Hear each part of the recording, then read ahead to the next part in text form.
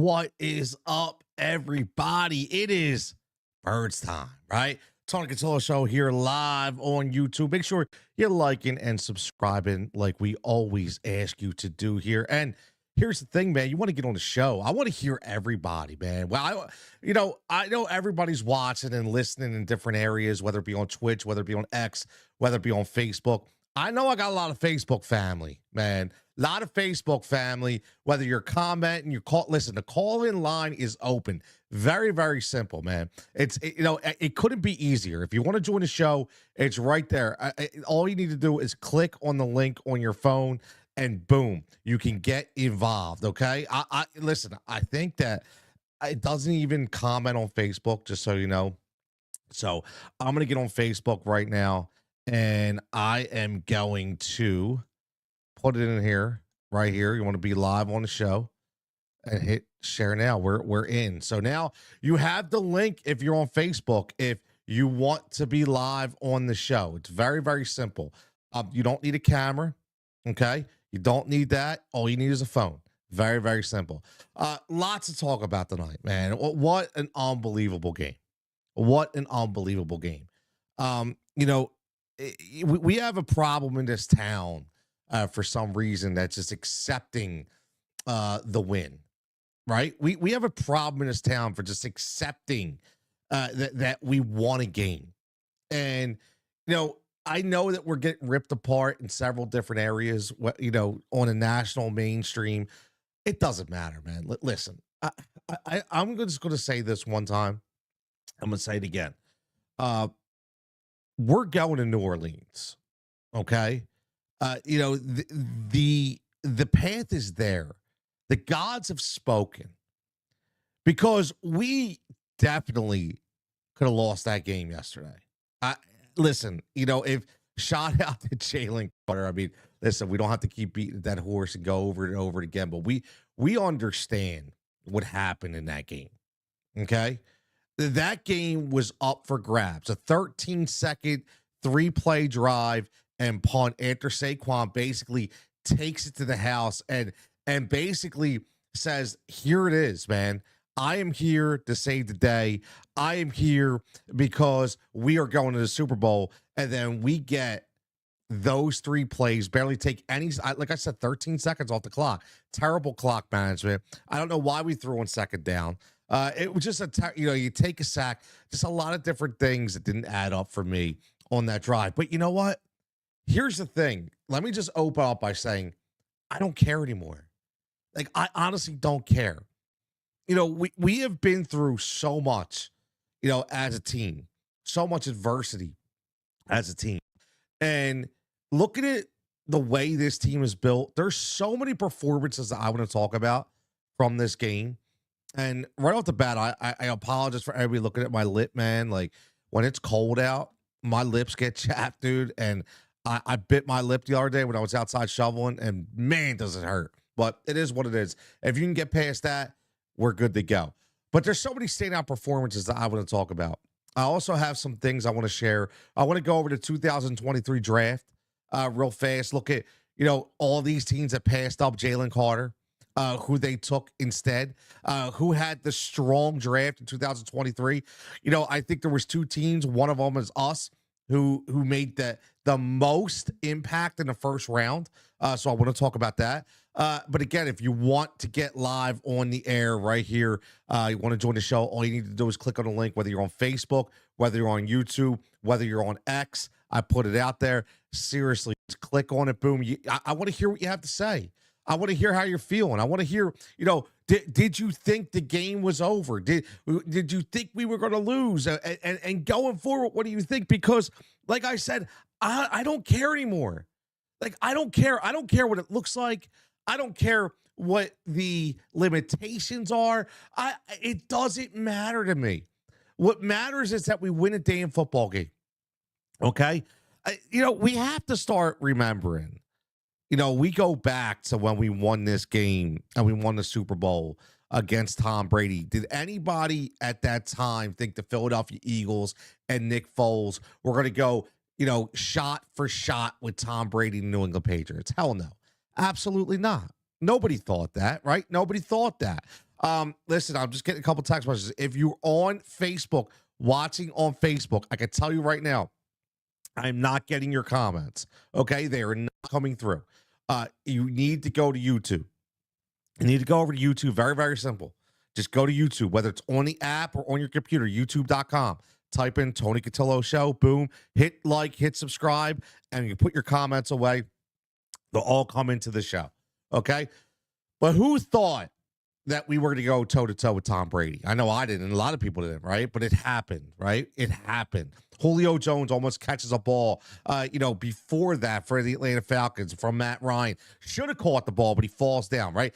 Things happen. We didn't look great, okay?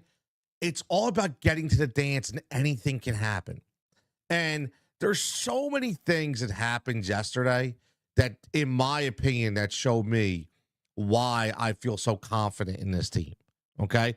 You see the headline right there, riding Jalen Carter and Saquon Barkley to New Orleans, right? I don't, I don't even think that's an understatement. I don't think there's any way around it. This isn't Jalen Hurts. It's going to take us to the promised land. Okay. We understand that. AJ Brown's not taking us to the promised land. We understand that. Okay. It's Saquon Barkley and it's Jalen Carter. That's who's taking us to the promised land. And if you watch what they did yesterday, let's just start with Saquon. Let's start with the obvious of Saquon and Jalen. Then I want to get to some other standout performers that, things that I noticed in the games on why I feel so good about this team. Again, if you're checking in on YouTube, make sure you like and subscribe. Make sure you subscribe to the channel as well. A lot of big different things coming by, different segments, different interviews, doing a lot of things right here on the Tony Cutillo Show. If you're on Facebook, swing over, get over to YouTube, man. Because I'm not getting your comments in. I know a lot of people are hitting me up trying to comment, not getting them, and I wind up getting them after the show is over. So get over to YouTube. Let me know what you feel. Let me know. I know it's national championship night, but I'm not a real college football guy, so I honestly don't care. I'm here talking about birds. Okay, the birds. That didn't sound right. Talking about the birds, but I want to refresh everybody's memory for a minute, and I love this, and I want to bring this back to when Saquon Barkley. Do we remember this, right? I want to bring this back. And then you go. Okay, I want to bring this back because this was, again, from WIP. I'm going to bring this up, and I want you guys to listen and hear this because, think about where we're at now, right? Think about where, my man Adam checking this says, "What's up? Another step closer." Another step, Adam. It's another step. And just think about where we were and where we are now. Okay. And this was Saquon Barkley. I want to bring this up. This was Saquon Barkley. This was him. And, when in the offseason, after he signed, okay, doing an interview. Listen up. Just let's start this from the beginning, right? Let's start this from the beginning. This is where it all started. And then you go into the meeting, you sit in that team meeting, you look, and you're just like, damn, like there's some ballers on this team. Like you knew it going against them, and when you're game playing against them, but like you're in that room, and then you're just like, oh no, that's Jalen, that's Lane, that's AJ Brown. Like you're not. I'm a fan of the game, so seeing all those guys, and it's like, all right, like this something could be special here, but we gotta make it happen. Did you meet Big Dom? Big Dom. He's the guy. What's the story of Big Dom? What did you learn about him? He's the guy. Like that's the only thing I just know. Like he's the guy. Like whatever you need, like he's the guy. Like he's gonna get it done. And he just like it's like Philly. Like it's so crazy when you see it from the opposite side. Like like I said, I was in New York and going against him. Like you just like got a different viewpoint of everybody. But then, what did you think of them compared to like what the reality is? You saw them as what? Like what was Philadelphia when you were a New York Giant? Crazy, but they're still crazy, but in a different way. Like it was more of like when you're on the Giant side, you're like, oh, these motherfuckers are insane. Yeah. But like in this side, you're like, oh no, it's like they bleed this. Like this is Philly. Like this is like it's Eagles, Flyers, Philly. Like they bleed this. Like we lose on Sunday, like they having a bad week. Like if it impacts your week. Like Philly fans and even like Nick, like when Nick, I remember, playing playing him in the playoffs, and like you see him across the sideline, and like he's doing all this stuff like that, and like we on that side, you're just like, oh man, like I know I would never stand that guy. And then like I'm in meetings with him, and he's the head coach, and I'm sitting and talking to him, and now me and him are like this, like we're locked in, and it's like same thing with Jalen, same thing with all those guys. So it's like it's different from seeing it that side, but when you're here, and it's like especially the fans, it's like wow, like it gives you like similar to that college vibe, and like me going to Penn State, a big school, and those games that I was able to play there, like being on the side. I remember playing a Link division playoffs, and Uzi came out and the stadium was just rocking. Or even in the Christmas game, like they had like this light thing. I was like, damn, I was like, this joint is crazy. But like now it's like you're like, I can't wait. Like I'm itching. I can't wait for camp. Like, I can't wait for the season. Like I can't wait to that first game. Obviously, the first game is in Brazil, which is gonna be pretty cool. Yeah. But first time in the Link, like scoring a touchdown in there, like feeling that atmosphere, like knowing like how passionate this team is, like knowing they're all about you going out there, giving your best, winning, playing tough, playing hard, and like just buying into that culture. Like that's what I'm really looking forward to doing. You see, that's why you gotta love Saquon, right? That's why you gotta love Saquon. And here's the thing about that. What the reason why I wanted to play that, the reason why I brought that on, because there's a couple things standing out for me, with that. Okay, number one, one of the biggest things that standed out to me at that time was college atmosphere. He brought up Penn State, right? He brought up what it felt like when he signed with the Eagles, the energy that he was already getting before he even stepped foot onto the practice field, right?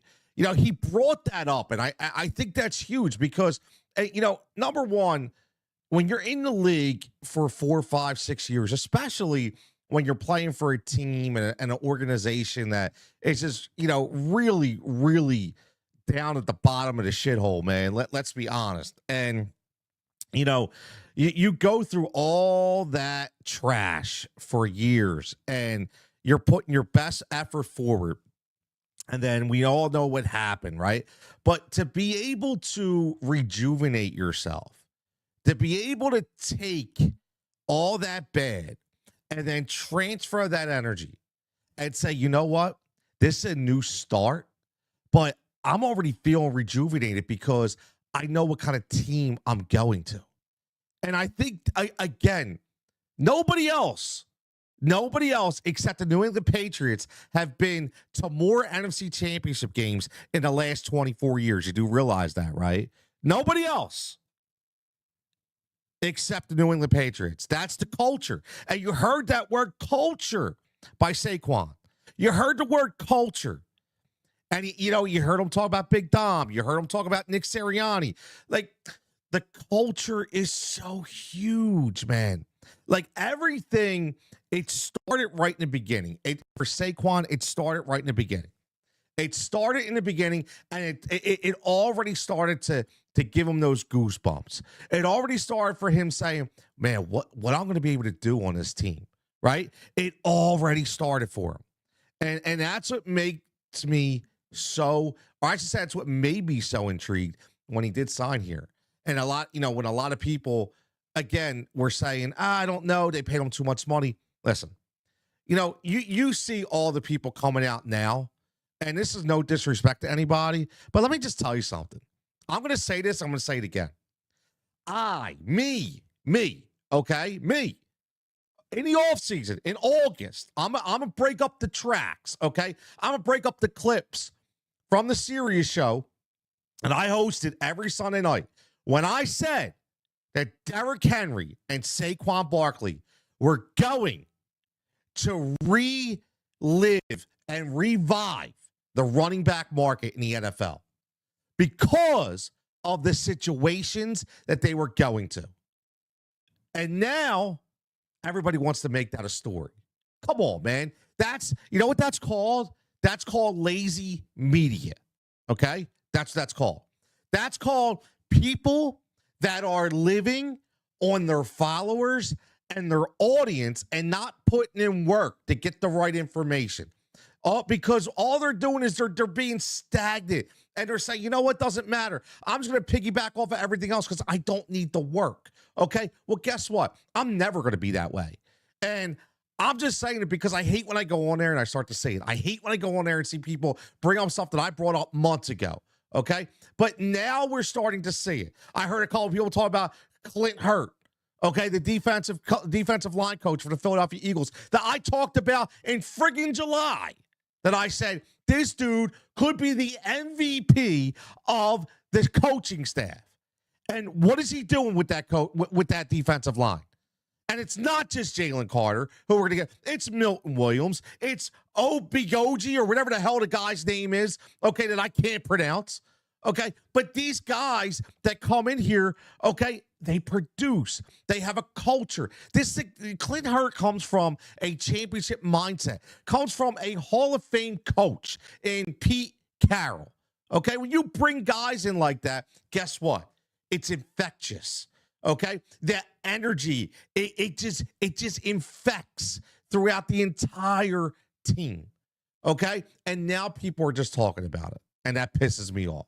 Okay, because I've known him for a while. But getting back to Saquon, I want to show another clip, and this might possibly be the best clip, of his run that I think that'll go down forever. Okay, because just looking at when you watch this, I want you to look at the fans in the background. I want you to look at the fans in the stands. I want you just to look at them and the emotion and the elation that is just coming across the link, man, because of this run. I really, because this is what I'm saying. Man, this is the energy that you're going to feel. When you can feel the energy come through the screen, okay, that's when you know you have something special. So I want you to watch this because, like I said, it's only 10 seconds. Okay, it's only 10 seconds, but I want you to watch this because, like I said, you could see exactly the conviction of the fans and the energy of the fans, and because we all know something special is starting to happen. So let me share this screen for you guys, and I want to bring this up, and here we go. Watch this.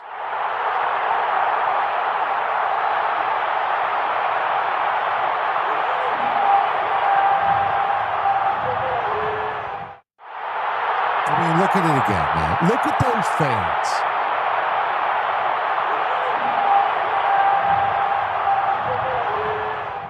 I mean, you cannot make that up.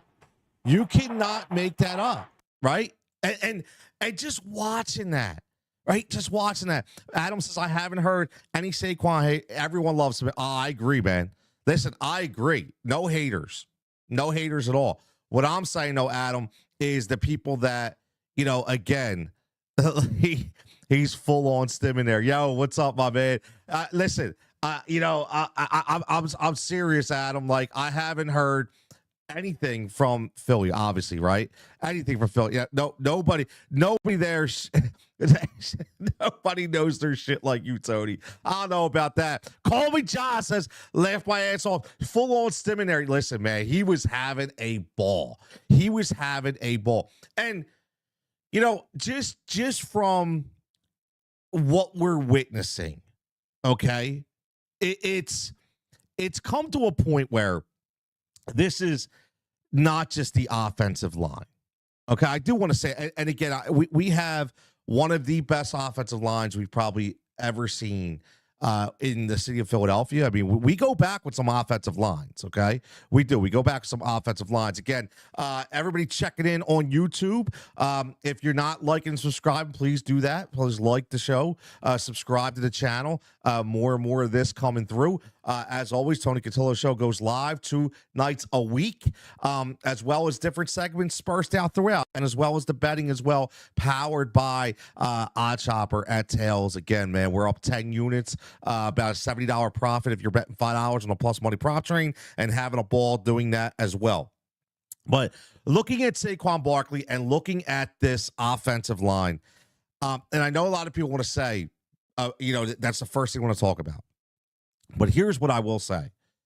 There were so many instances in these games where Saquon, you could tell, he already knew what was happening.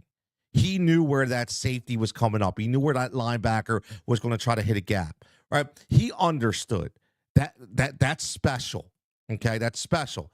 And another thing I want to say about these running games and these running attacks and these running plays is, can we give some goddamn respect to Jalen Hurts on these two, please?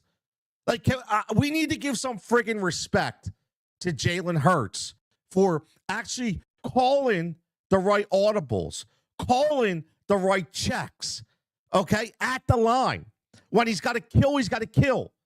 Multiple times. Remember, we heard all about the offseason, right? About Jason Kelce not being there, not being able to call the checkdowns, not being able to call the audibles at the line. It was all going to have to be Jalen, right? Everybody was scared. Everybody was like, oh no, Jalen, is he going to be able to do it? Is he going to be able to do it, right? I see all this hate going on Jalen Hurts about can't throw touchdowns, he can't pass a ball, he can't do this, he can't do that. But nobody's stepping up and say, yo, Jalen, great call at the line. Nobody's stepping up, go, Jalen. Man, what a way to kill that at the line. Hey, Jalen, what a way to move that guy in motion. Hey, Jalen, great audible. Nobody's saying it. You know why? Because nobody wants to bring up the good shit when it comes to Jalen Hurts. Everybody wants to bring up the bad shit all the time. Everybody wants to bring up the hate. Okay, I'm riding with number 3, man. I'm riding with number 3. I am all Jalen Hurts up. I don't care what anybody says. I just said riding with number 3. I'm riding with Nolan Smith, right? We're going to talk about that. That's how excited I am, okay, with Jalen Hurts. Because here, or I should say how excited I am with Nolan Smith. Because, again, Nolan Smith is, oh, my God. We're going to bring him up too, man, because, again, you know, there's another guy in that draft class that we're going to bring up. But, yeah, listen, I am riding with Jalen Hurts, okay? I'm riding with the number ones. I'm riding with the bloodline, okay? Let's just call him that. He is the Roman Reigns of this team. And my man Adam says, no disrespect to Jason Kelce, but I think this is the best offensive line this year. I don't disagree, man. It's no disrespect, Adam, at all. It's no disrespect to Kelce. Collectively, as a unit, this is the best offensive line we've ever seen in Philadelphia. Best offense. Like, we had the bookends for years, right? We had the bookends with Trey and Runyon. Okay, we had Jason Peters. Okay, Hall of Fame left tackle. We always had the tackles. Okay, but the guards, listen, man, like, they weren't always the best. You know, we went through guys like Wisniewski, right? We went guys like Jamal Jackson. Actually, Jamal Jackson was center, right? Jermaine Mayberry, right? We went through a lot of different guards over the years when we had those bookend tackles. But this line is so complete with Cam Jurgens and Dickerson and Mailata and Mekhi Becton. Okay, and not just, you know, Mekhi Becton is a tackle playing a guard's role. Okay, that, you know, that's another reason why, and they pointed that out on the show or on the game, which you got to give props up to the announcers for that, because they did bring it up to where one of the reasons why Mekhi Becton is playing so well is because he's so athletically gifted that he's a tackle playing guard, and he's just completely mauling dudes, because guards are not supposed to be that big, man. They're not supposed to be that big, and they're damn sure ain't supposed to be that athletic. So Mekhi Becton, who didn't have the best game, okay, but that happens, okay, but still has been an absolute stud. So, you know, this offensive line to me is the best, but I just want people to start giving Jalen Hurts some respect. Okay, for the run game. Because that run game did nothing with Kenny Pickett. That run game did nothing with my man. Everybody wants to put McKee up there, right? No, that run game did nothing because there was no respect for the quarterback to be able to run. Okay, McKee was not running. Okay, he just wasn't, right? There was no respect there for him to take off and run. Kenny Pickett, same thing. Okay, so number one, you had the respect on Jalen Hurts ready to take off. But number two, you got to start giving this man some damn respect for calling the stuff at the line. Okay, it's got to happen.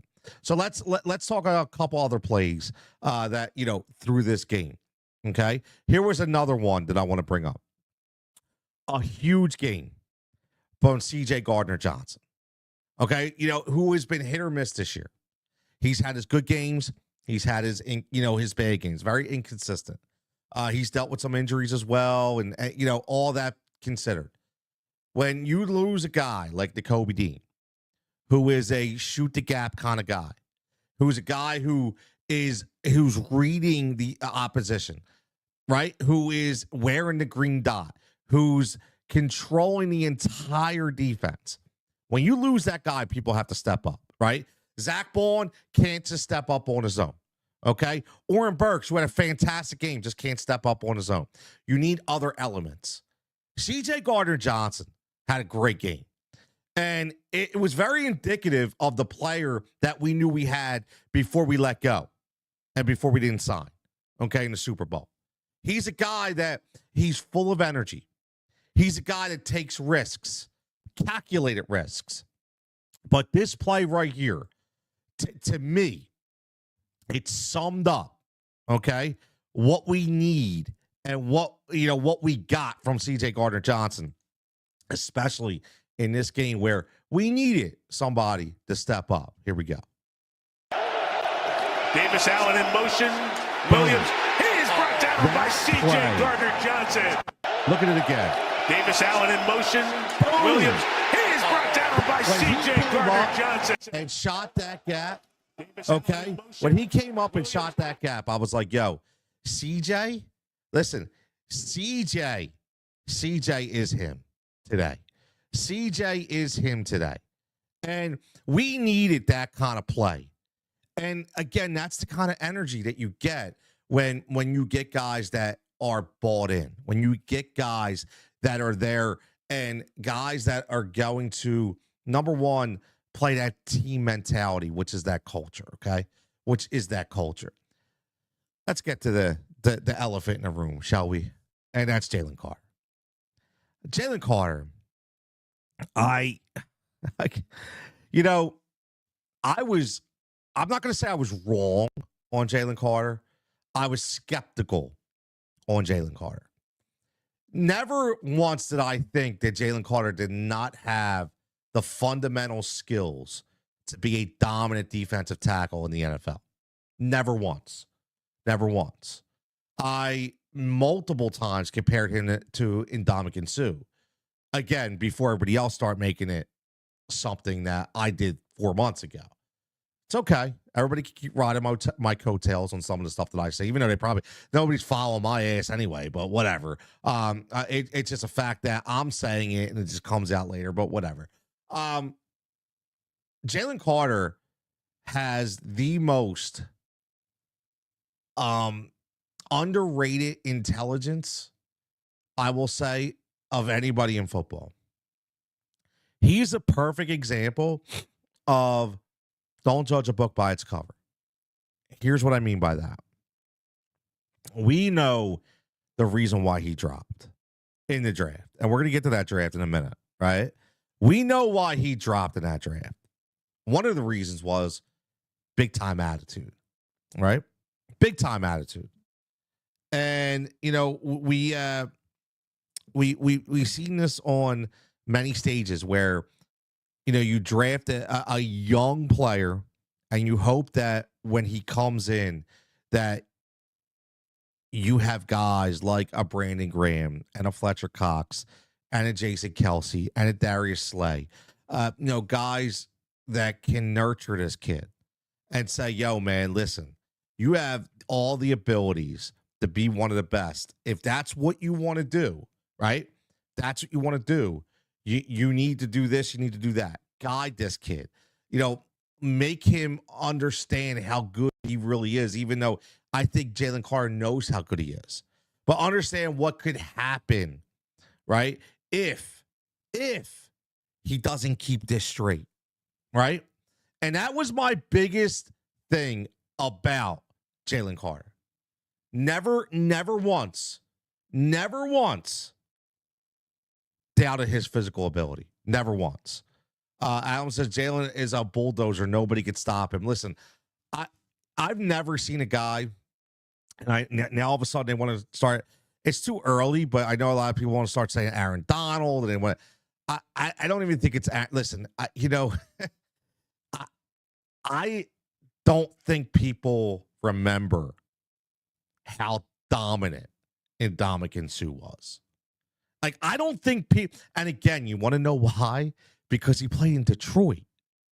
Like, the whole problem about superstars that play in rundown cities, okay, that aren't on the map, that that have no notoriety, they don't get the accolades because nobody really sees. I've talked about this in the NBA with guys like Chris Paul for many years. Nobody really watched Chris Paul play because he played in Charlotte. Nobody gave a shit about Charlotte. Who cared about the Charlotte Hornets, right? Like, nobody even talks about how great Mitch Richmond was. Why? Because nobody cared about Sacramento, right? And Ndamukong Suh, in my opinion, now I understand that we had guys in this town that people will talk about, like Jerome Brown, but Jerome Brown didn't play long enough for me, okay? And we know why, obviously, right? But for me, Ndamukong Suh is the most dominant defensive tackle I've ever seen play football. He's the most dominant defensive tackle I ever saw play. That's me. Ever saw. Not Aaron Donald. To me, it's Ndamukong Suh. Game changer. Absolute game changer. The only problem with Ndamukong Suh was he was an absolute mental. I want to be nice. Mentally, he was out of his mind. Right? You just could not control the guy. Couldn't control the guy. To me, Jalen Carter can be better than Ndamukong Suh. And for me, that goes down as the best defensive tackle I've ever seen play the game. And that's just after watching him play this year. Watching him fight for the double teams, watching him pick apart the opposing offensive line, watching him read the eyes of the quarterback. He knows how good he is, right? You know how some people say when you don't know how good you are, it's kind of scary? Nah, not for this kid. This kid knows how good he is, and that's the scary part because he knows that he can run through anybody. He knows that they have to double team his ass to stop him. He knows that he's an absolute game changer. Jalen Carter, we're witnessing, like, no disrespect to Fletcher Cox, man, but Ndamukong Suh is just a different player. Like, he's just Fletcher Cox didn't take over games like this, man. Jalen Carter takes over games. Right? Takes over games. And Ndamukong Suh took over games. You have to think about, see, here's the thing. Nobody really remembers if you go back and you watch the Detroit Lions and how terrible they were in the Ndamukong Suh age, right? They had Megatron, but, I mean, come on, man. Think of some of the quarterbacks they had. It was a shame. It was a joke. Man, like, it's so funny. Like, when you talk to the younger generation, and you bring up Barry Sanders, what's funny is not a lot of them, they go, oh, yeah, Barry. They act like it's like, oh, yeah, Barry, he was good. Good. No, you know why? Because nobody watched the Detroit Lions. Nobody watched Wayne Fontenot coach that team. Nobody wanted to watch Rodney P. and Scott Mitchell. Nobody wanted that. Nobody remembers. Nobody remembers. It's a shame because he played in Detroit, right? Because he played in Detroit. You think about so many good players that played in bad cities and don't get remembered.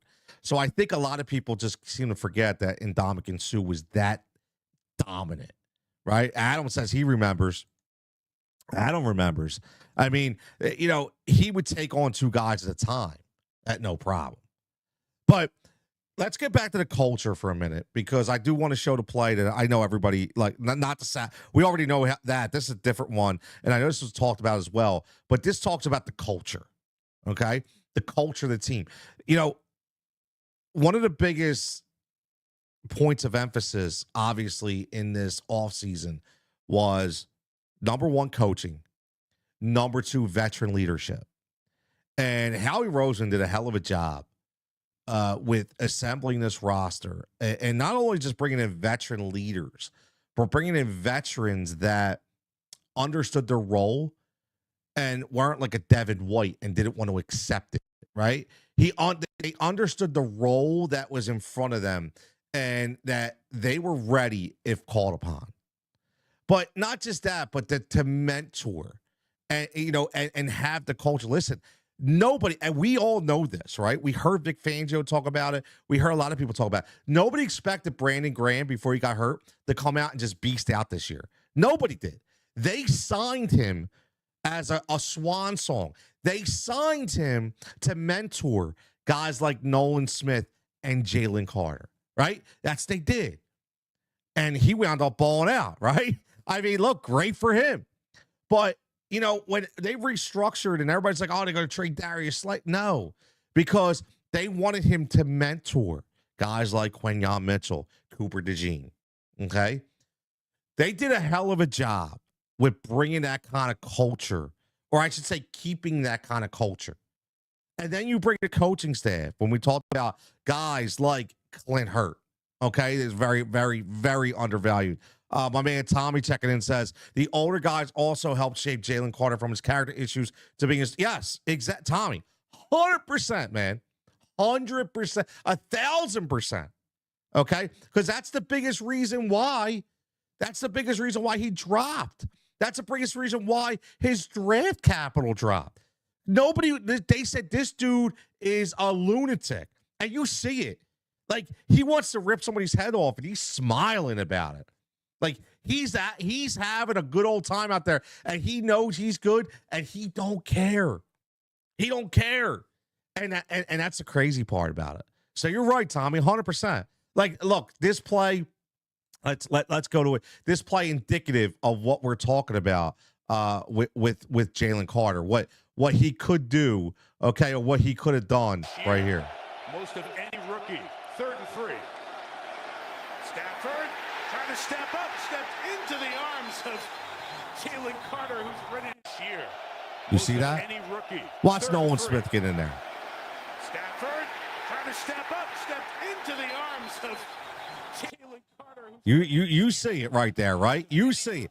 You see Nolan Smith right there say, yo, no. Don't do it, right? Again, now there's young guy with young guy, right? But another bulldog, right? Another bulldog. But, that's what this team is built on. And that's why I'm so excited, man. I'm so excited. But let's just remember, man, Jalen Carter, if he doesn't make that play on Matthew Stafford, I think we all know that. You heard Sean McVay, who can we give, I don't care if it's okay or not, but I'm going to give props to Sean McVay. I'm a Sean McVay guy, to be able to come into Philadelphia in a snow game with a team that is young on the defensive side. Okay, with offensive pieces that aren't used to playing in this kind of weather. Guys are still hobbled by injury, like Cooper Kupp, even Tyler Higbee, okay, and Puka Nacua. Losing one of their standouts on their defensive line and still having a chance. And when they asked him about saying, what did I think was going to happen? We were going to win 28-27. It was set up for that, man. I don't know who it was that slipped in the snow, but they slipped in the snow, and Matthew Stafford, if he has another half a second, the game's over. Game's over. I don't know if it was Cooper Kupp or it was Tyler Higbee, but somebody's running across that seam, and they're right there, man. That game's over. And we're sitting here today, and we're saying, holy shit, we just lost another divisional game. So that's how big of an impact Jalen Carter had on that game. And it wasn't just that play. It was the entire game. It was the entire game. Entire game. Let's talk about this for a minute. Before we get to the rest of the stuff that I want to talk about, I want to bring in some comments from Richard Sherman about, us, about Washington. Chris Sims, who I actually kind of agreed with today, which is shocking. I know people want to call him a clown, but he is a clown. But I actually agreed with what he said. And I want to bring on what Nick Saban said today on the Pat McAfee on the Pat McAfee show about Jalen Hurts. Okay, you know what? Let's go into that before we talk about the draft, because we'll relive the draft at the end. I want to bring up the 2023 draft, but we'll relive it at the end. Let's talk about Jalen Hurts for a minute, because I think this was pretty telling. Okay, I think that we all understand that right now. Now, obviously, he's hurt a little bit, get banged up, but we all understand that Jalen has some limitations. I don't think anybody thinks that he doesn't. Okay. So can we just go back for a minute? And again, if you're following on YouTube, make sure you like and subscribe to the channel, Tony Cutillo Show. Make sure you like the show. Bring on the comments. If you would like to get live on the air, let me know. I have the link. The link is up in the comments. Very, very simple. Okay. All you need to do is click on the comments. You want to join the show? All you need to do is click on this link on your phone. Okay. And you don't need to be on video. It could be audio only. You'll talk into it just like you're calling into the radio station. Very, very simple. So I want to go back real fast and talk about Jalen Hurts and talk about how this team knows their players more than we do. And what do you think happened this year to change the mindset of Howie Roseman to say, we're going to pay a running back? Do you think it was because Saquon they knew was that talented, or because they already knew that Jalen Hurts had some limitations? That they already knew that, you know what? I don't think Jalen is going to be able to give us that 250 and 2 touchdowns every game. So we're going to have to go with our strength, which is our offensive line, and we're going to go sign the best running back we can to kind of not hide the deficiencies, okay, but not allow him to expose himself and just be a guy, right?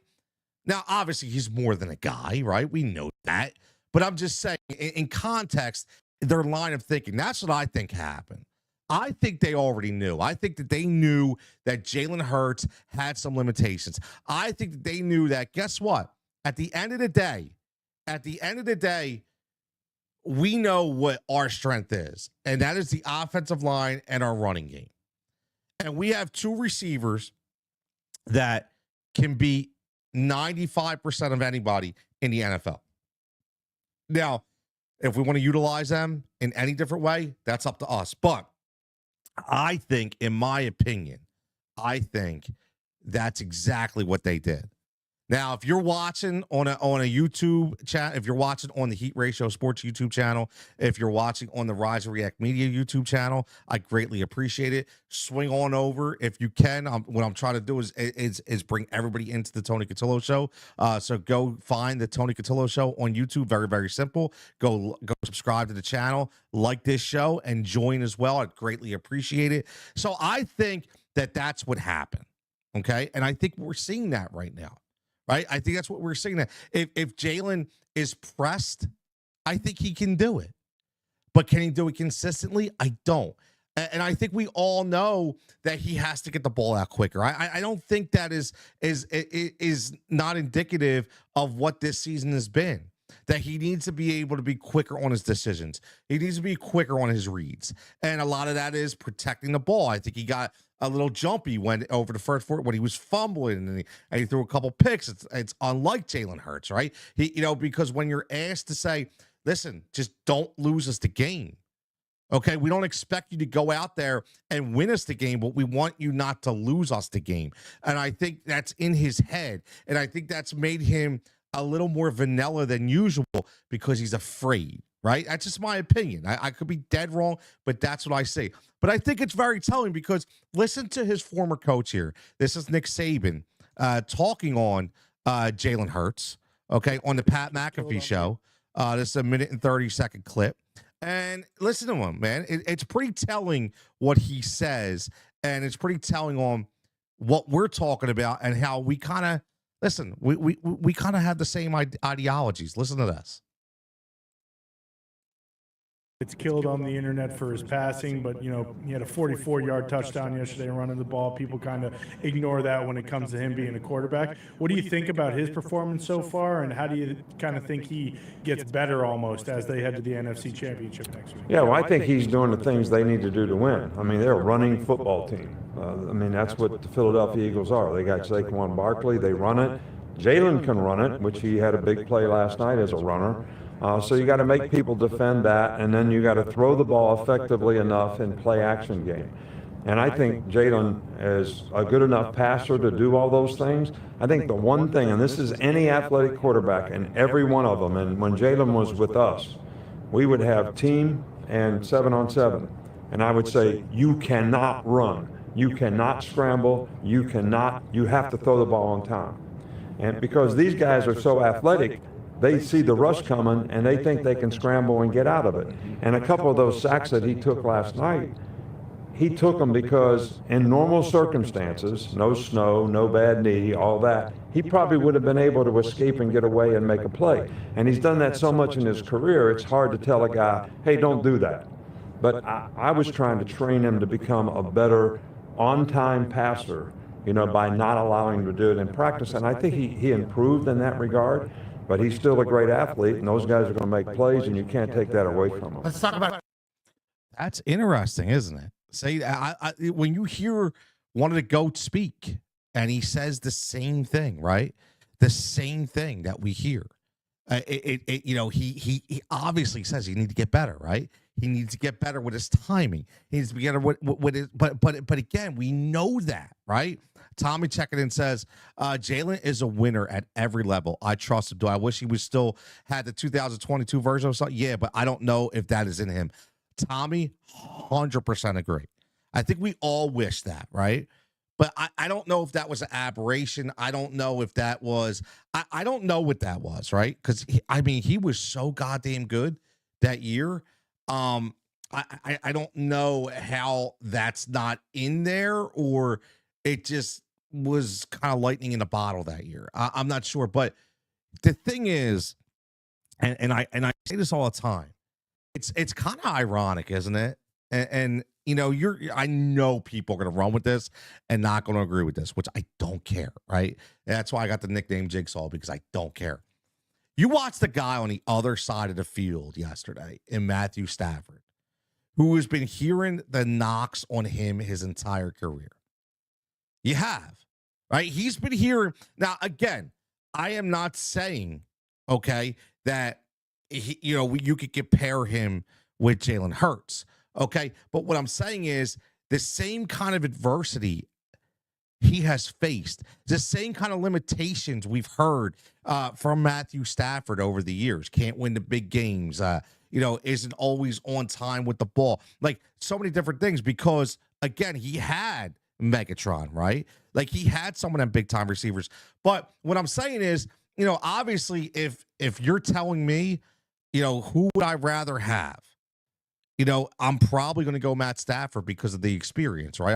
I don't think that is, a bad take at all. It's just, it's being honest, right? But Matthew Stafford, the whole thing with him was like, just go out there and win us a game if you can, but just don't lose us a game, right? There's only specific players in the NFL that go out there and win you a game. Okay, there's only specific players that can go out there. Obviously, Joe Burrow being one of them, Lamar being one of them, as long as Mark Andrews wants to catch a ball, right? Josh Allen being another one, right? We already know that. Mahomes, possibly. This ain't been a great year for Patrick Mahomes, right? But Jalen Hurts, you hear from his guy, it's something they've always tried to work on. Maybe in 2022, the timing based on the offense that was given, okay, maybe it just suited him better. I don't know. I have no idea what it was, but I think we just know that this is who we have. There's time. Listen, if A.J. Brown catches that ball that was there for the taking, okay, and there's a 55-yard touchdown, okay, and we're talking about, instead of 128, we're talking about close to 200, a touchdown through the air, a touchdown on the ground. Nobody's even talking about Jalen Hurts, okay? But, again, we're all worried about, can he do it? And I'm telling you right now, I'm going to go back to the very beginning. As we got 10 minutes left on the show because I want to keep these to an hour. There'll be an hour and a half if I have guests, okay? Because I think an hour is perfect. Hour and a half is great if you have a guest. So I want to go back in the beginning when I talked about Jalen, about let's give him some respect. Let's give him some respect for the checks at the line. Let's give him some respect for the kills at the line. Okay, let's give him some respect for the audibles in the run game. The motion in the passing game, or the run game for that matter. That's intelligence. That's football IQ. So as long as Jalen Hurts has football IQ and football intelligence, I'm taking him and I'm trusting him. So that's where I am with Jalen Hurts. 100%. That's where I'm at Jalen Hurts. Now, I want to bring up the 2023 draft for a minute before we finish out with a couple other clips. And I think this is remarkable. I really do, man. Again, if you're following along, you're like and subscribe to the channel, like the show. If you're on another YouTube page, come on, swing over to Tony Cutillo Show YouTube page. I think you'll like some of the content over there. Got a lot of shorts up. Talk wrestling, talk NBA. We talk not really NHL, but not just Philly though. National, everything, man. Everything, 100%. Tommy says we also do have exactly. Every year, and he's probably going to have another one, Tommy. He's probably going to have another one because Kellen Moore's going to be a head coach somewhere, right? So it's another year. It's a great point. Another year he has to go for another coordinator, man. I mean, this dude has, whether it was on his own in college, who cares? But still, another offense he has to learn. And again, nobody says, like Tommy says, we don't give him enough credit.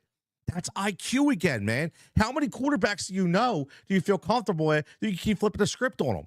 How many quarterbacks do you can do that with? Not many. And that's the thing. So, that's what I love about Jalen Hurts. And that's why I'm going to continue to be a Jalen guy.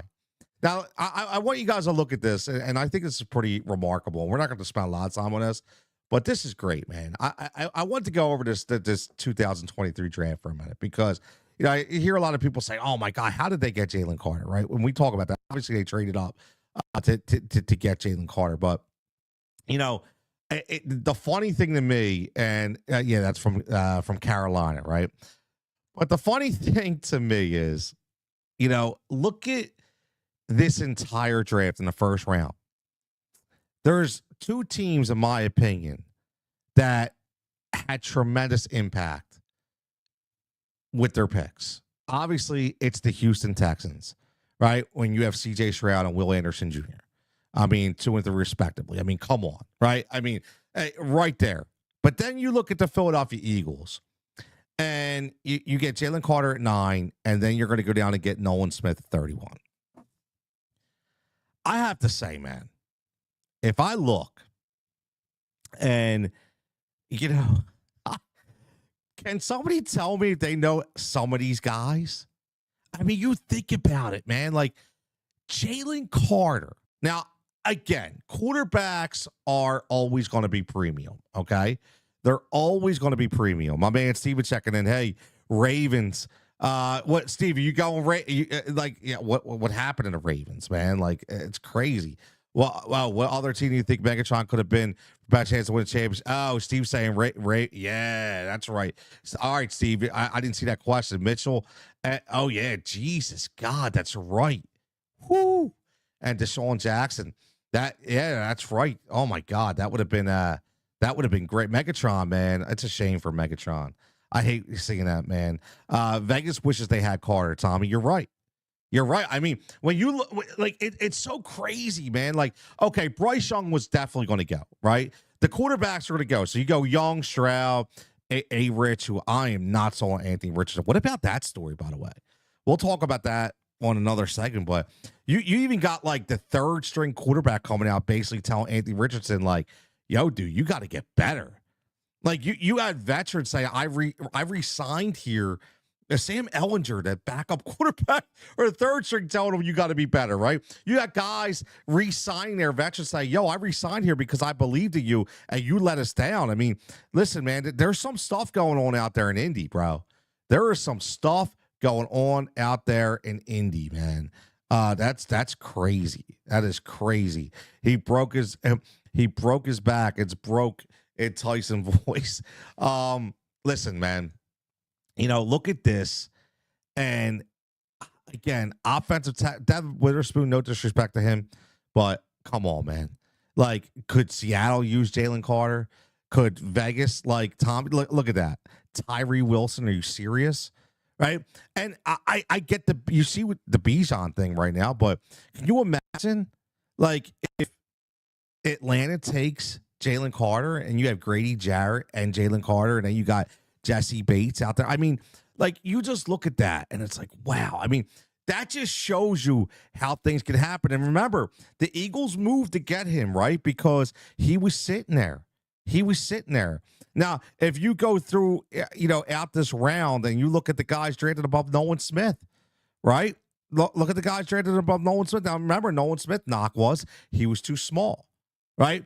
But again, the due diligence of the Philadelphia Eagles, not just to take the wherewithal of saying, you know what, I'm not going to go by that, because I think we have a culture on this team that obviously we got some of his Georgia teammates on here, but also that we know this kid's driven. You heard him. You heard this kid. I mean, what do you think his interview was like with the Philadelphia Eagles, right? Think about it. We all remember he just want to hit a mother, you know what, right? That's what he said, okay? But he went out in the offseason and knew he was too small and put on 15 to 20 pounds of muscle, man, and worked on his agility and his moves. And look at him now. I mean, look, I think we all know, too, that Vic Fangio is an absolute god, right? Vic Fangio is an absolute god for what he's been able to do. Mailata is the highest rated tackle in the NFL. My man Steven says, and yes, and a 7th rounder, man. I mean, crazy. Yup, all Georgia guys are contributing 100%, man. It's crazy when you think about it, isn't it? It's absolutely crazy what they've been able to do. Says is the draft. Yep, the draft's a huge reason why we're awesome, and that's the thing, man. Again, it's crazy that when you think about all these picks that were starting to hit, man, and they really are. Mike says you never know who will work on things and won't. Personality can be hard to judge. You're right, but I know, in my opinion, Mike, honestly, from being a coach and doing interviews with kids, and I would say like 15, 16-year-old boys, and look at them in the face and look them in the eye and saying, you know what, does this dude got it? Does this dude want it? Is he going to be a problem? Was I always right? No, I would say 90% of the time you can judge. I think 90% of the time that you can judge, but and that's the thing, man. Like, they judged right here. They judged right. It's I'll tell you what, man. Just to see these Georgia kids. Now, the one guy they judged wrong. Let's bring it up, and I'm gonna stick to my guns here. And I yes, Steven, my man. Steve, I if this is the first time that you're checking in, man, I hope you like and subscribe to the channel. Glad to have you here. Earlier, before you checked in, probably about the 8:15 mark, I 100% echoed your same sentiments. It said that 100% that Ndamukong Suh, in my opinion, was the best dominant tackle ever in the NFL. Okay? Ever in the NFL. And I think Jalen Carter can be better already. That's what's crazy. So when you think about that. But let's get to the other elephant in the room. And I think we're getting a lot of people coming in with comments, which I love. So we're gonna go a little longer. I was gonna cut this off an hour. Let's go hour 15. See if the comments keep coming. Again, if you're live right now on another platform, get over to the Tony Cutillo Show right here. My PO says you were live for 5 minutes. Yeah. I started this at like 8:40, man. 8:45, 8:50, something like that. It's crazy, man. I mean 7:55. I'm sorry, 7:55. But let's talk about Jordan Davis for a minute, man. Because I don't want to be right, but I think I'm right. I said this in the offseason again, and I'm going to pat myself on the back, man. Like, I'm tired of people getting credit. I am. I know my Jigsaw Society always gives me credit. No disrespect to you guys. I know you always do, but I'm so tired of people that are just stumbling over words and things of that nature. Let me just say something. I said this in July, that the Philadelphia Eagles were going to have to say Jordan Davis, not necessarily a bust, but not who we thought he was going to be. And that the guy we need to pay is Milton Williams. Milton Williams is a guy who I thought and knew it was just, a very underrated athletic person that is now reaping the benefits of playing alongside of a guy like Jalen Carter. And the funny thing is, if people say, well, yeah, but so is Jordan. Yeah, but Jordan Davis can't do anything next to Jalen Carter. Milton Williams is having a hell of a time, meaning a good time. Like, we all worried about the loss of Javon Hargrave a few years ago. Well, Milton Williams has stepped right in. So they're going to have to figure this out. Are they going to, they're not going to be able to pay Jordan Davis. Okay. There's no reason to. Okay. But now it's like, are you going to pay? Are you going to pay for a guy like a Milton Williams? Or are you just going to say, you know what? We feel like we can homegrown another defensive tackle because Jalen Carter is that good, and he's going to make whoever plays next to him better.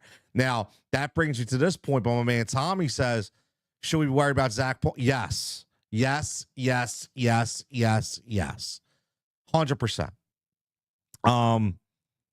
Because this is where I feel bad for players. Okay? I'll be honest with you, it's where I feel bad for players. So, we all love Zach Bond. We love the story for Zach Bond.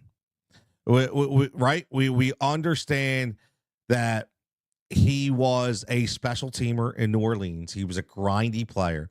We know the story about him coming over, Howie signing him, and Vic saying right off the bat, man, you know what? I like this guy as my strong side linebacker. And he's not only answered the bell, but he's really driven his value so way through the roof. It's undeniable. It really is.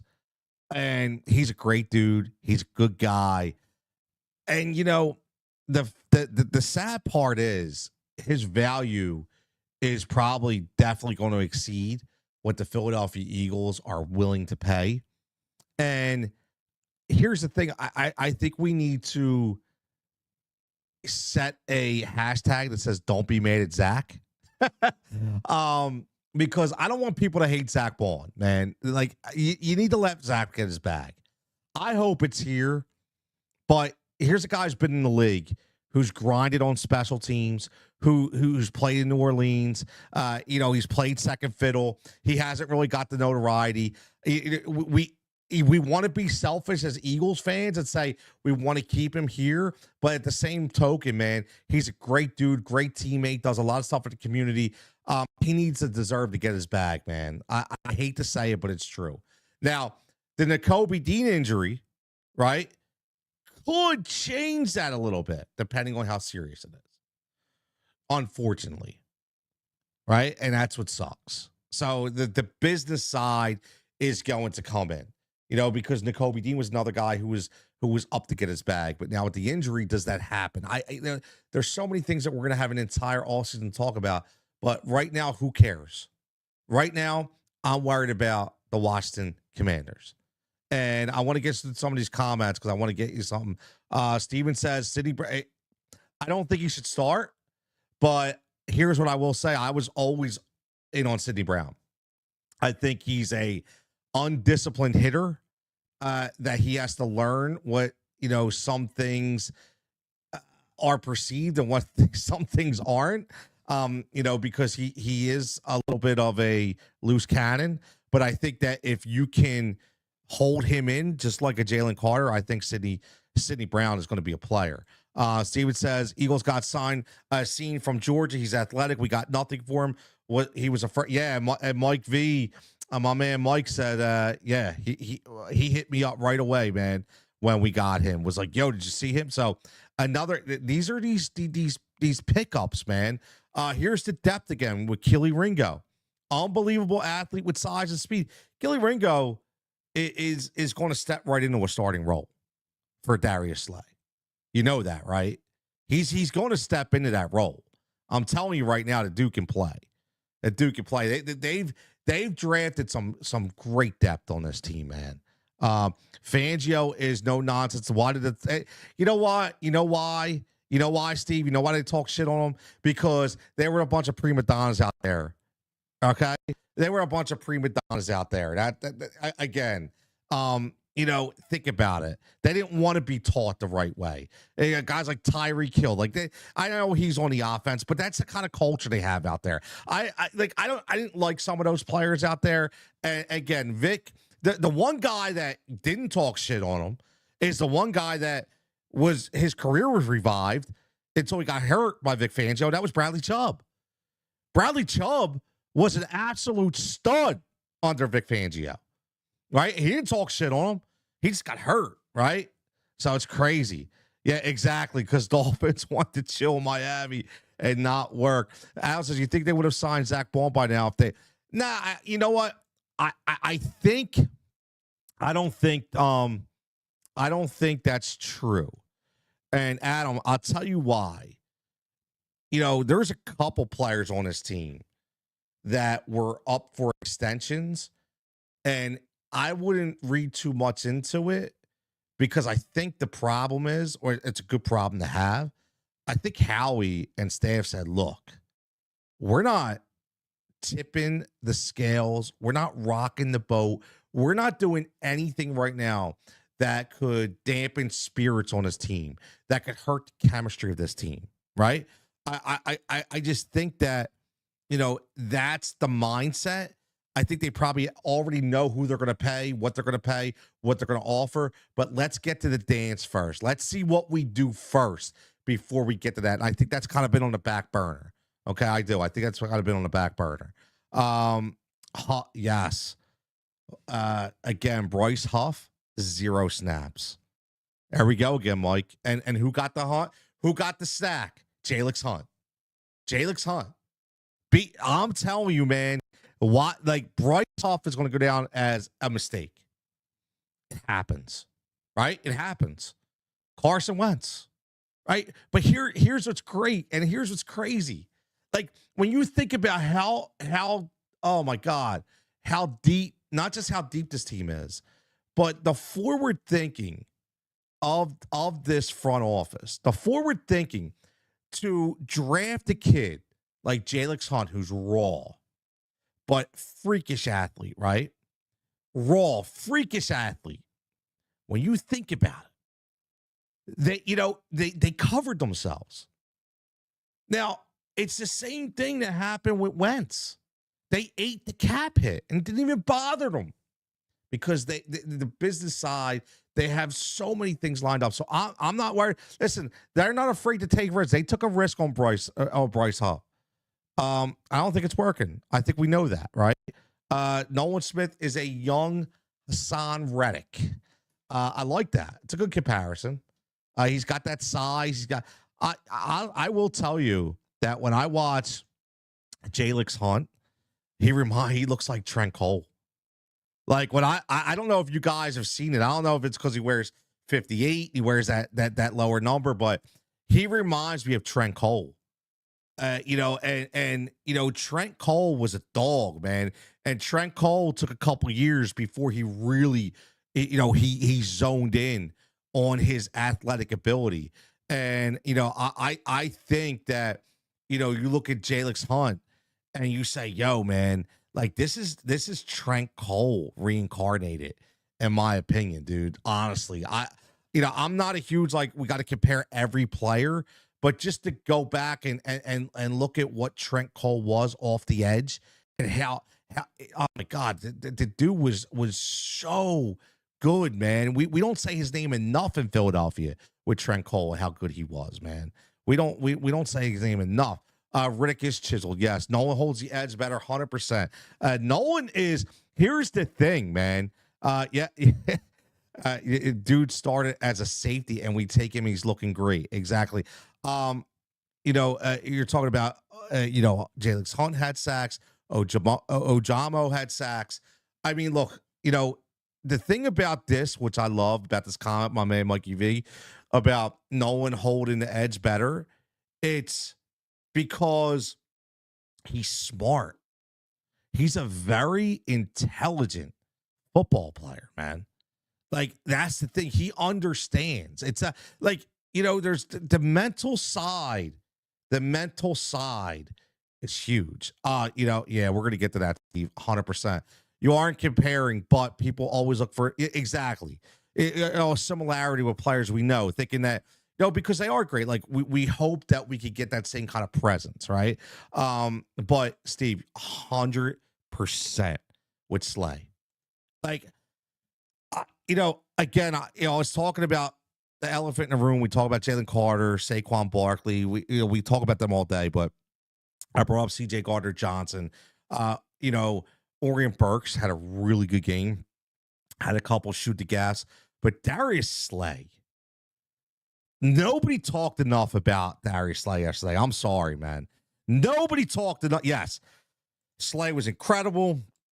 Slay showed up huge on multiple times. He was exactly who we needed. And it's funny because that's when you see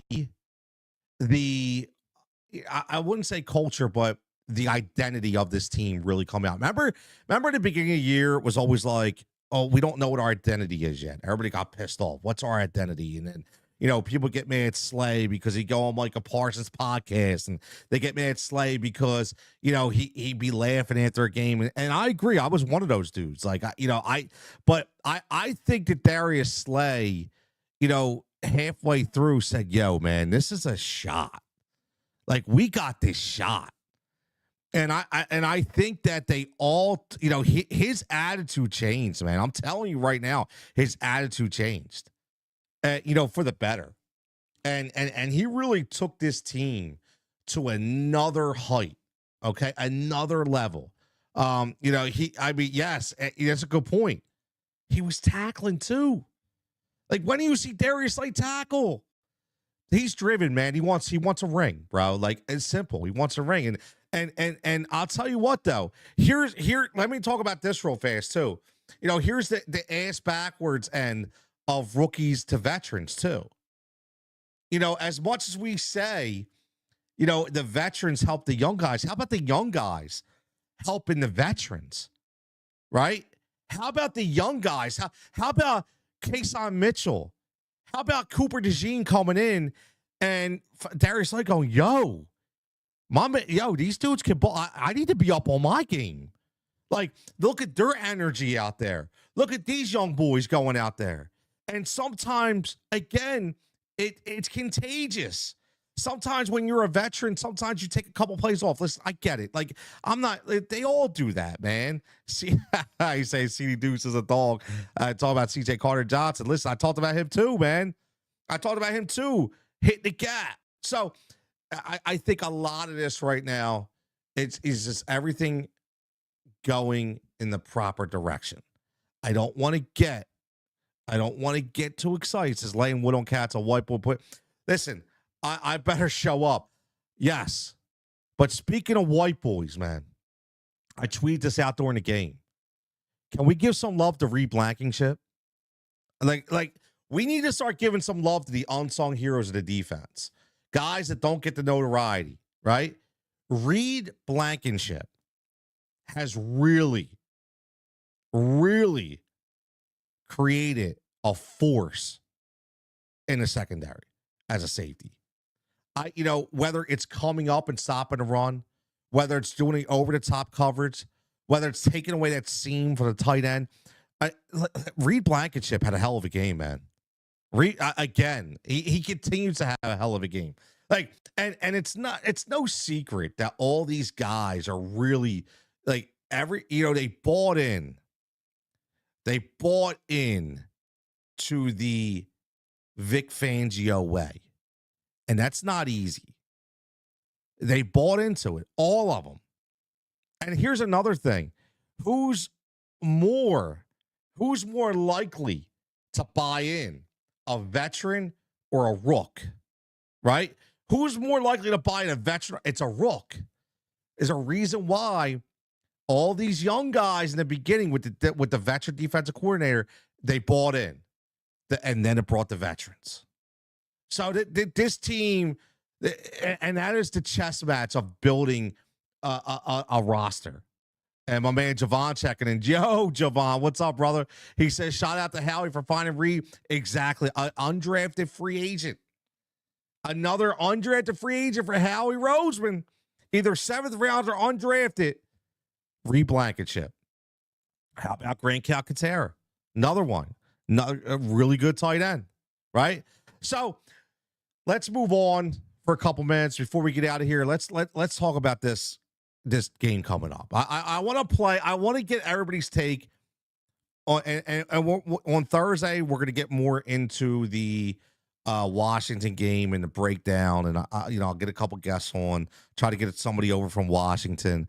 I'm gonna try to get a couple. I have some really good people out there watching the media. I'm trying to get on and talk about it and see what they're seeing. But I want to play this clip from Richard Sherman. Okay, I do, and I want to hear what everybody thinks. This was him on his podcast talking about Jaden Daniels and Washington Commanders beating the Philadelphia Eagles. That he thinks that they are going to win. But I like Richard Sherman. Before you say anything about it, I like Richard Sherman a lot. I do. I like Richard Sherman. I think he's a really good voice. I think he's straight up. He's not about the clicks. He doesn't fabricate shit. The dude played. The dude won. He's a winner. He's a veteran. I'm a big Richard Sherman fan. So let me play exactly what Richard Sherman said, and I want to hear what you think. Okay? I want to hear what you think about what he's saying about this game coming up. Let's see. Here's Richard Sherman on his podcast today.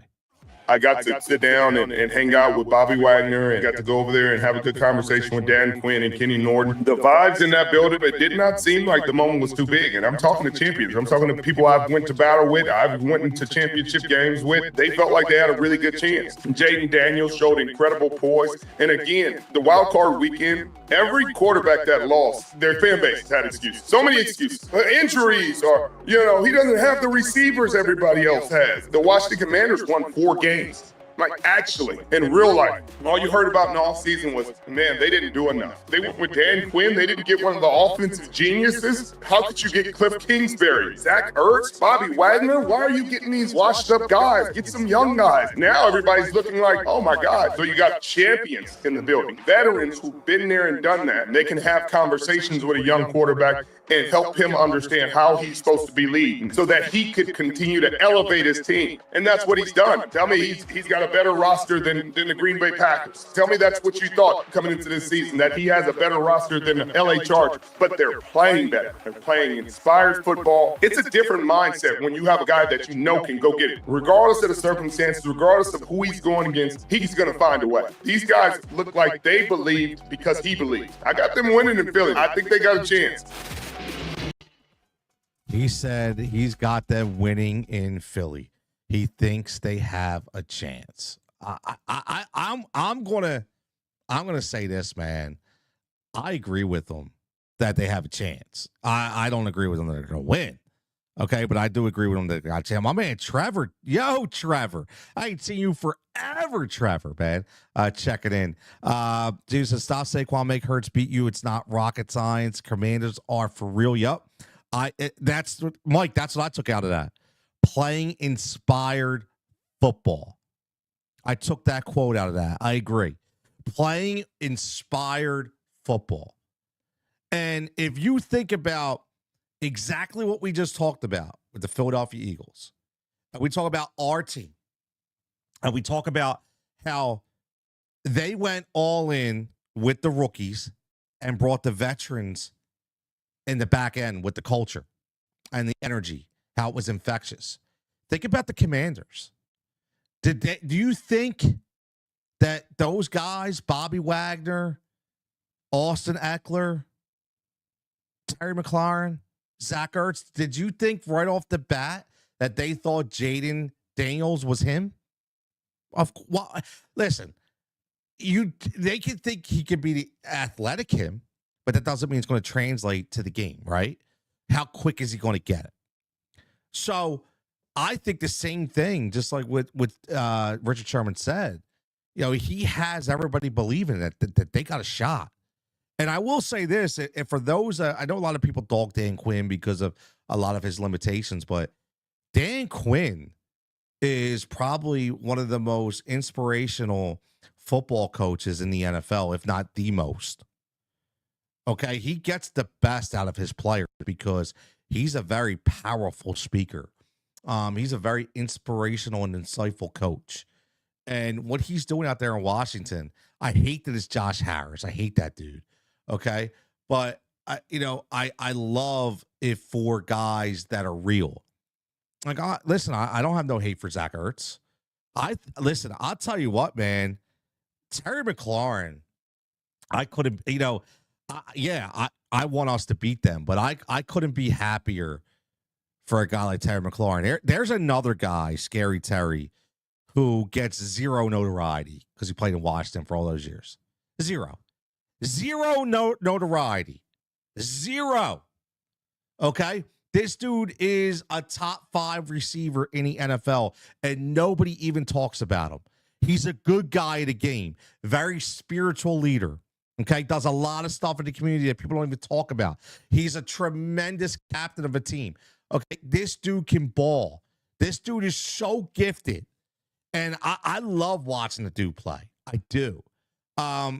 So it's hard. It's, obviously I'm rooting for my guys. Okay, I am, but I am happy for those guys getting there, man. Because he had crossing guards throwing him. Yeah, everybody knows. I get the crossing guard reference. I love it. Commanders play bully ball, so do we. So that's going to be interesting. Trevor says Bears look dumber and dumber. They do, man. They absolutely do. Think about that. They set that franchise back 5 years, man. 5 years. Commanders have a physical secondary. Listen, they do, but here's the thing, man. They did bring in Marshon Lattimore because of this run. Veteran presence, physical. He can really. He's not a lockdown guy anymore, but he can play really well. And you're going up against guys like AJ Brown, Devonta Smith. You're going to need a guy like that. The question on Lattimore is he healthy enough, right? But when you have, whether you want to call him dirty or not about, Frankie Louvu, I don't care. But Louvu and Bobby Wagner have really, really formed a hell of a tandem out there in Washington. And, and again, this is all about, what the offense is doing as well. And, you got to give Cliff Kingsbury his flowers. And, everybody wanted to talk shit about Cliff Kingsbury, but as a head coach. But we've talked about this before on this show and other shows, that there's just some guys out there that aren't born to be head coaches. There are some guys that are, hell of a coordinator, brings me offensively, guys like Mike Martz. To me, Mike Martz was one of the best offensive play callers in the history of the NFL. Norv Turner, another guy, but head coach, don't think so, right? Exactly. Cliff isn't the head coach. Stick to where you're at, Cliff, because what you're doing is you're calling a hell of a game plan, right? That's what I never understood, right? Why these players wouldn't just stay there, just continue to get paid, right? I don't know. It's just my idea, right? Javon says, I know Dallas wishes they would have kept Dan Quinn. You're right. Steve says Pickett he did, but Lattimore had a bad hammy. Got to understand that. Like that's the thing with Lattimore. When they traded for him, they already knew that he had a bad hammy, and he was working through it. So he's still not 100% Lattimore. That's the thing. That's why I don't even look at that game. So Lattimore, again, it's all about health with him. Javon's watched us play clean football and got turnovers, which has been the key for the Eagles. It's going to be exactly. You're right. You know how we talk about it all the time, Javon. It's that chess match, right? It's not going to be, Kellen Moore. I don't even know who the defensive coordinator is. I've watched. I forget. But Kingsbury versus Fangio is going to be, it's going to be a masterclass, man. It's going to be interesting. Mike says, age old question: does Jaden look like a celeb if he went to the Bears because of coach? Yeah, you know what? I don't know. That's the thing. I don't think he does. I don't think he does, Mike. I think that the veteran leadership. I mean, I know what they try to do out there with the receivers for Caleb Williams. With DJ Moore and Keenan Allen. But I just, the overall nucleus of that team, I don't think was strong enough. Obviously their coach was a bonehead and Eberflus, and they just didn't have the nucleus of the culture. So, that's why I brought in Dan Quinn. Dan Quinn is the guy that definitely brings that kind of element to a team.